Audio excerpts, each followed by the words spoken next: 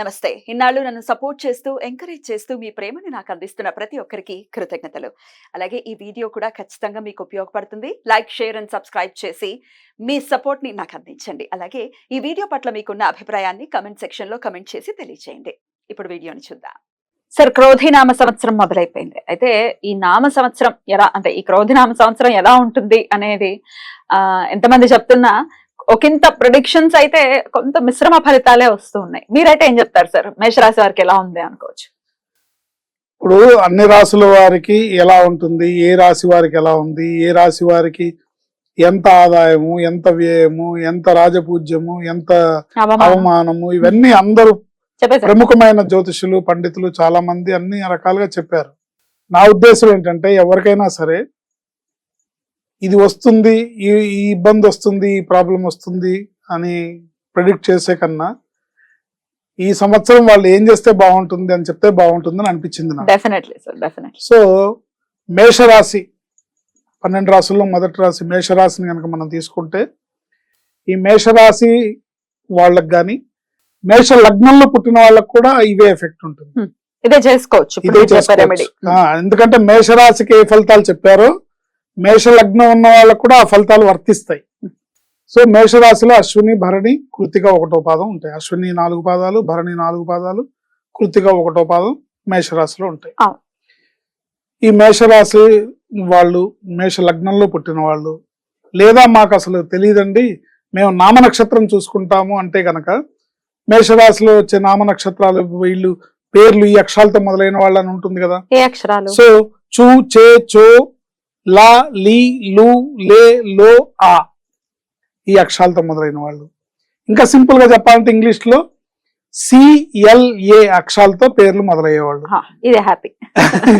C అక్షరంతో మొదలయ్యేవాళ్ళు ఏంటి, L అక్షరంతో మొదలయ్యేవాళ్ళు అంటే లక్ష్మి అనుకోవచ్చు, సి అంటే చంద్రశేఖర్ అనుకోవచ్చు, చందు అనుకోవచ్చు, ఏ అంటే అమృత అనుకోవచ్చు, అరుణ్ అనుకోవచ్చు.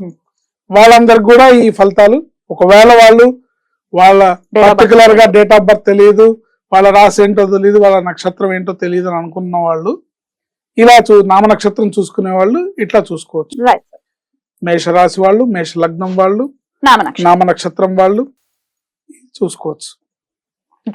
ఈ సంవత్సరం అంతా కూడా వీళ్ళు నొప్పించక తానొవ్వక తప్పించుకు తిరుగువాడు ధన్యుడు సుమతి అన్నట్టుగా ఎంత తక్కువగా మాట్లాడి, ఎంత మితభాషిగా వాళ్ళు ప్రవర్తిస్తూ, అనవసరం విషయాల్లో జోక్యం చేసుకోకుండా ఎంత తక్కువగా మాట్లాడి వాళ్ళు ముందుకు వెళ్తే అంత మంచిది. ఎందుకంటే వీళ్ళకి అతిగా మాట్లాడడం వల్ల కానీ, మాటల వల్ల కానీ వివాదాలు, గొడవలు వచ్చే అవకాశం ఉంటుంది, అగ్రెసివ్గా ఉంటుంది. అట్లాగే మోసపోవటము, మోసగింపబడటము జరుగుతుంది. మోసగింపబడటము జరుగుతుంది ఈ సంవత్సరం. అందుకని చాలా నిదానంగా, తక్కువగా మాట్లాడి, ఎంత అవసరమో అంతవరకే మాట్లాడి తన పని తను చేసుకుంటూ ముందుకు వెళ్ళాలి. 2, అప్రమత్తంగా మోసపోకుండా, మోసగింపబడకుండా జాగ్రత్తగా చూసుకుంటూ ఉండాలి. ఇట్లా చూసుకుంటూ ఉండటం వల్ల వీళ్ళు ఈ సంవత్సరం గట్టెక్కుతారు. ఏదన్నా ఉన్నా, సమస్యలు ఉన్నా ముందుకి మనం చెప్పే రెమెడీస్ చేయడం ద్వారా వాళ్ళు హ్యాపీగా ఉంటారు. దేవి సప్తశ్లోకి అని ఉంటుంది. దేవి సప్తశ్లోకి అని ఒక స్తోత్ర పారాయణ, 7 శ్లోకాలు. ఈ దేవి సప్తశ్లోకి స్తోత్రాన్ని రోజు 9 సార్లు పారాయణ చేసుకోవాలి. లేదా అది చేయలేను అనుకున్న వాళ్ళు కొంతమంది ఖడ్గమాల, దేవి ఖడ్గమాల నోటికొస్తుంది. ఈ దేవి ఖడ్గమాల నోటికొచ్చిన వాళ్ళు ఖడ్గమాలని 3 పూట్ల, రోజు 3 పూట్ల 3 సార్లు పారాయణ చేయాలి. పొద్దున, మధ్యాహ్నం, సాయంత్రం. ఇట్లా పారాయణ చేసుకోవడం వల్ల అనుకూలమైన పరిస్థితి ఏర్పడుతుంది. ఖడ్గమాల చదవకూడదు, బాగా అగ్రెసివ్ గా అయిపోతారు, ఇట్లా ఏవో వింటున్నాను. లేదు, అది మన భావన. రకరకాల మనుషులు రకరకాలుగా చెప్తున్నారు. మనం అక్కడ అమ్మవారిని ప్రార్థిస్తున్నాం, అమ్మా నన్ను కాపాడు, రక్షించు అని. ఏంటి, ఏమి అగ్రెసివ్ గా అవ్వరు. అది మన ఫీలింగ్. అంటే దేవి ఖడ్గమాల నేను చదువుతున్నాను, నా చేతిలో ఖడ్గం వచ్చేసింది, ఖడ్గంతో అందరిని, ఇలాంటి ఫీలింగ్స్ పక్కన పెడితే, అంటే ఖడ్గమాల చేయడం అంటే ఏంటంటే అమ్మవారి శ్రీచక్రంలో ఉన్న అన్ని దేవతల్ని పూజించినట్టు. శ్రీచక్రంలో ఎంతమంది దేవతలు ఉంటారో అవును. మొత్తం అందరూ ఆ ఖడ్గమాల్లో పేర్లు వస్తాయి. Beautiful. సో శ్రీచక్రానికి పూజ చేసినట్లు లెక్క అన్నమాట. అమ్మవారి పాదాలను ఆశ్రయిస్తున్నా అనే భావంతో, అమ్మవారు నన్ను రక్షిస్తుందనే భావంతో ప్రార్థించాలి కానీ నీకేదో చేతి ఖడ్గం వస్తుందని కాదు అర్థం. అనుకోకూడదు ఖడ్గమాల కదా. చదవటం Correct, correct. అర్థమైందా? ఉమ్. ఈ రెండు చేసుకోవాలి. ఉమ్. శుక్రవారం నాడు ఉమ్. రాహుకాలం టైంలో ఉమ్. దుర్గామ్మవారిని దర్శించి ఉమ్. రాహుకాలం టైంలో దుర్గామాత గుళ్ళో దీపం పెట్టాలి. ఈవినింగ్ వస్తుంది కదా రాహుకాలం. ప్రతిరోజు అంటే శుక్రవారం నాడు మార్నింగ్ 10:30 నుంచి 10:30 12 వరకు ఓకే. ఆ టైంలో ఆ దుర్గామ్మవారిని దర్శించుకొని వీలుంటే నిమ్మకాయ దీపమైనా లేకపోతే మామూలు దీపమైనా ఉమ్. పెట్టుకోవాలి. అమ్మవారిని దర్శించుకోవాలి. ప్రతి శుక్రవారం అమ్మవారిని దర్శించుకోవాలి.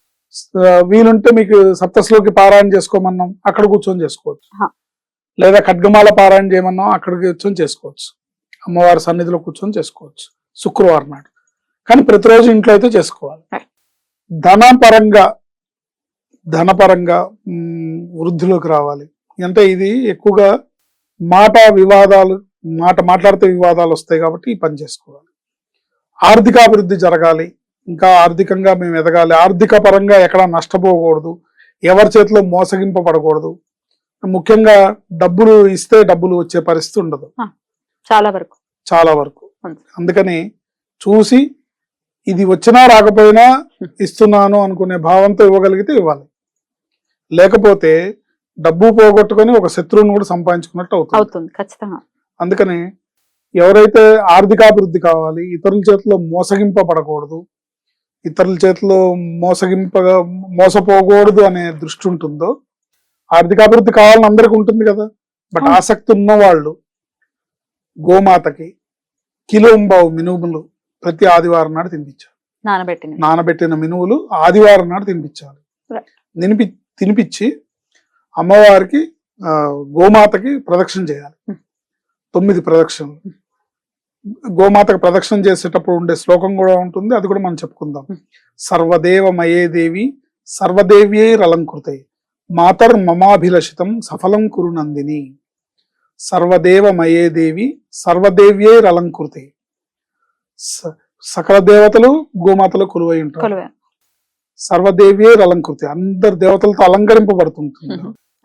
మాతర్ మమాభిలషితం సఫలం కురు నందిని, నా కోరికలన్నీ నెరవేర్చు తల్లి అని ఆవిడని ప్రార్థిస్తున్నాం.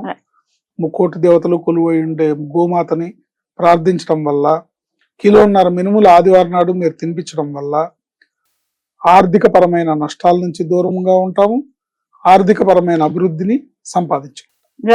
చాలా బ్యూటిఫుల్. మేషరాశి వాళ్ళు ఈ సంవత్సరం అంతా ఈ పని చేయడం వల్ల నష్టాల బారిన పడకుండా ఉంటారు. చాలా అద్భుతంగా తెలియజేశారు. మా రాశి వాళ్ళు ఇలా ఉంది, మా రాశికి ఇలా ఉంది అని భయపడుతూ బెంగ పెట్టుకుని కూర్చుంటే దేర్ ఇస్ నో యూజ్. ఏం చెయ్యాలి, ప్రత్యామ్నాయం ఏంటి అనేది తెలుసుకుని గనక మనం ఆ రెమెడీస్ చేసుకుని డెఫినెట్ గా ఈ మేషరాశి వాళ్ళు ఈ క్రోధినామ సంవత్సరంలో చాలా పీస్ఫుల్ గా వాళ్ళకి వెళ్ళాలని మనస్ఫూర్తిగా కోరుకుంటూ మరి నెక్స్ట్ ఎపిసోడ్ లో వృషభ రాశి గురించి మాట్లాడుకుందాం. Thank you sir. నమస్తే. ఆయుష్మతి భవ.